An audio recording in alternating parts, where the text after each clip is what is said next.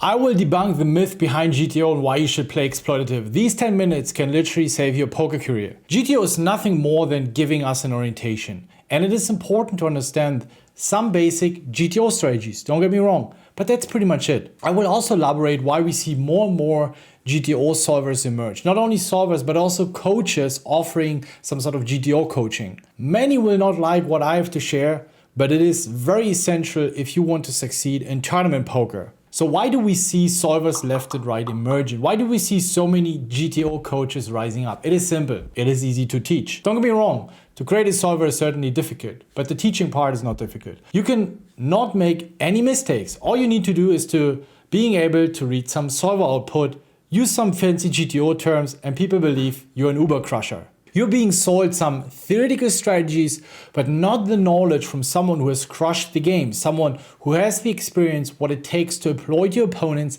and verbalize it. That also makes you hard to attack because you can simply hide behind perfect GTO solves. And it makes you an easy target if you communicate a more exploitative approach because, of course, you make yourself vulnerable towards GTO strategies. Unfortunately, these days, many of those GTO coaches or coaches in general are not beating their games anymore. I'm not going to be calling out names, but it is what it is. And you can only learn poker from people who have succeeded and still succeed and know what it takes to beat all stakes in these days. I'm not gonna lie, that's what we at Raise Your Edge stand behind and have proved countless times. And I can tell you from my experience from working, talking and studying with the top crushers in the world, they're not following a GTO approach. They play very exploitative, have a fucking strong mindset and still understand the basic principles of GTO and of course also review your hands in solvers. So how do you really learn the game? In these days you're being sold that you learn poker through solvers, which is not true and it's not going to be helpful for your game. Solvers are made for pros who know what to do with that output. Or if you have reached a certain level and you understand what to do with that output. But even pros take it further and adjust the strategies based on what a specific opponent or population does. So you might think, well, Ben, you're biased. Of course I am. Of course I teach what I believe is better. And of course this is also what we're selling. I'm not going to sell something that I don't believe in. So of course I teach something what I believe is the better way, but also easier to succeed in poker to make consistent winnings. I mostly work with Pyro Solver myself because in Pyro you got a lot more quality into your studying. It's also solver, but of course I'm on a level where you need a solver and we're not partnered with them. You have to put ranges first.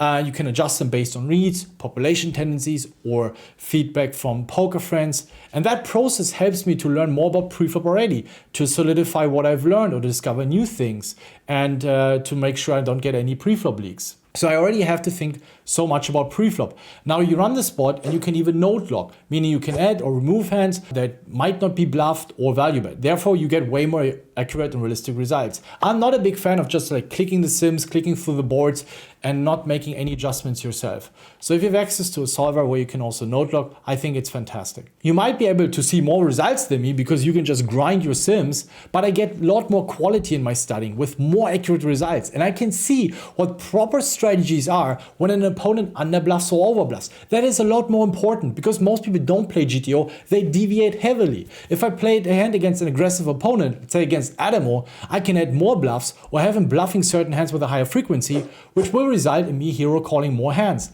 That on stream or whatever might sometimes look stupid, right? And people will attack you, but it's the right play. Same for playing against the average Bob on $50 limits who has no fucking clue how to overbet bluff. I can give him mostly value hands and see I don't have to bluff catch a lot. And people wonder, Ben, how can you fold that? Well, because I use my fucking brain. That's why you see me doing ridiculous hero calls and ridiculous hero folds. Most GTO brainwash break-even racks are never able to do that because that's not what a solver teaches you. That's the truth, or most of the solvers out there, don't get me wrong. So they just have put in the board, go to the river, see, that's what I'm supposed to hero call. Well, there's so many factors that lead up to that point. So what is the goal of GTO? Honestly, for me personally, as a poker player, I'm actually loving all this GTO shit that is being taught because there's more profit for me against weaker opponents. Remember, GTO strives to minimize your opponent's EV, basically to neutralize your opponent's EV. It does not strive to maximize your own EV, for instance, through exploiting your opponents. The goal is that both players play a strategy where nobody gains a profit. Is that your goal? Is this your intention playing poker? Or do you want to make some cash, some profits? Let's say you have 9 players on one table sitting in your 4 fish and 5 regs. 3 regs play a more GTO style and 2 regs play a more exploitative style. Now, the regs amongst each other will likely slightly win or lose against each other. Clearly, everyone has leagues and there might be GTO regs who win against more exploitative regs and vice versa. But even, let's assume the GTO regs are actually really good GTO regs and they have very few leaks. And it's not like that they're crushing the exploitative regs. Nevertheless, remember, they still understand the core principle of GTO, the exploitative regs. Like, I'm not talking someone who just says, fuck GTO, I'm not considering any strategy at all, because then he would be basically a fish. So whatever it is, the regs against each other, losing a little bit, winning a little bit. But the exploitative regs will demolish the recreationals and break-even players, some kind of regulars, you know, the ones who know a little bit, but also not necessarily good. Those exploitative regs will crush the recreational player, but also will win a lot more against those break-even regs. They will be the winners because they have insane win rates against the table spots, the weak opponents. The GTO regs will also make decent money, but they're too stuck in their GTO land, making dumb hero calls in spots where regs never bluff, defend hands they're not supposed to defend, bluff in spots where those players are never folding. Also stacking off, and that's more important, stacking off in margin spots against the other regs.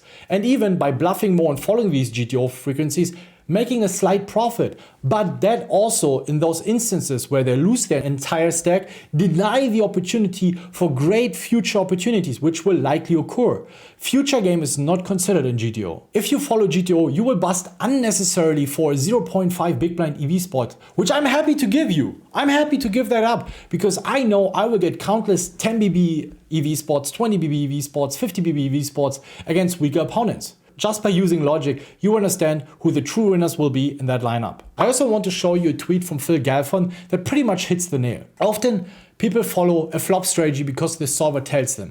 However, if you misplay some of these hands on the turn or river by not finding the right amount of bluffs, hero calls and value bets, your flop strategy will become bad. Because the solver always assumes that you're going to be playing perfect all of these hands on future streets.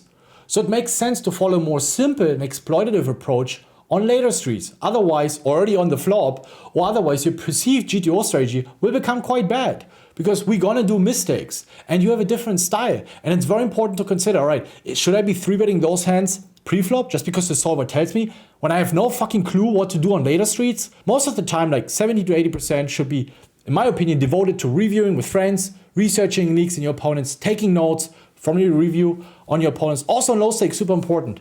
Database analysis and devoting your time to spots that most people have no clue. Or buy whatever you need from sources. I don't care if it's Raise Your Edge or somewhere else. And again, very, very important, devote your time to spots that most people have no clue, because with a little bit of studying, having a little bit of clue, you have a massive edge already. ICM, also earlier stages, bubble, near bubble spots, final 2 table, final table.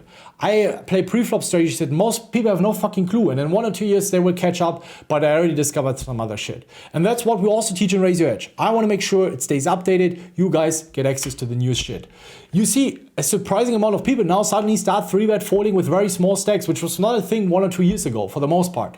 Some high stakes crushers have been doing it for a long time, and everyone was thinking, like, what the fuck are they doing? It's always the same over and over again. And now the mid stake, the low stakes, they slowly start adjusting. Give it 1 or 2 more years, but by that time we already found something new. Is GTO a profitable strategy? I often hear, but Ben, if we play GTO, perfect GTO, shouldn't we be printing? Of course, absolutely. You're gonna be the best player in the world. But here's the catch. We are so fucking far away from GTO, you have no clue. Most people believe by studying GTO, we achieve almost perfection. 70, 80%, 90% of almost playing perfect GTO. I can tell you, we're very far away from playing close to GTO or perfect GTO. Right now, we're probably playing around maybe 5%, 10%, maybe 15%, but you get the point. Even the best regs play simple poker when it comes to multi-way, and that's not even like multi-way. We're so far away to playing somewhat GTO. It's not even 5% of what is considered GTO. People blunder blind versus blind like crazy. Most of us in many leagues, including myself, when it comes to out of position, and we're probably not even playing 5% GTO poker. When it comes to ICM post-flop, it's ridiculous the crazy shit you actually have to do. Can you make money with playing more GTO? Of course. Totally. Can you make money with playing a more exploitative approach? Yes, and you make more money, and it requires less time, but it requires access to the right information and sources that teach you where and how to exploit your opponents. That's why I always recommend surround yourself with great poker players, even if they're below you, above you, more experienced, whatever. If they have the right dedication, you will learn a lot from them. The flaws of GTO, especially with the ICM impact on earlier and middle stage of a tournament. First, preflop ranges are not accurate if you use chippy ranges, and second, the ICM impact will influence your bluffing and calling frequencies, therefore result in a different output. Now, don't get me even started on talking about people playing different in reality than GTO. Therefore, most of the GTO output not realistic on how people play in the real world. So if you consider ICM deviates heavily from chippy V, plus also people play different flop strategies, not going to find all the bluffs, not going to find all the value bets, the output is just going to be so far off. I would always pick a mentally strong player with maybe a less GTO oriented approach over a player with a weaker mindset but a better understanding of GTO. You need a lot less strategy than you think. Poker in theory is simple, but hard to execute. Stop that GTO madness. Learn real poker. I don't fucking care where, but hopefully I was able to open your eyes. Improve your mindset. Work on your tilt issues. Surround yourself with like-minded, positive and hardworking poker players. Review, meet in study groups. Do some basic GTO stuff to identify leaks, but try to learn as much as possible about your opponents and exploit that. What most people think, this is your win rate, you need this amount of GTO poker. No, you need very, very little, and the rest of it is mindset, consistency, commitment, exploiting your opponents, knowing where and when to be patient, to understand when to chill and not be aggressive, and when to be very aggressive. That's gonna, in a nutshell, make a great poker player with shitloads of winnings. Thank you guys for watching. I see you guys at the tables.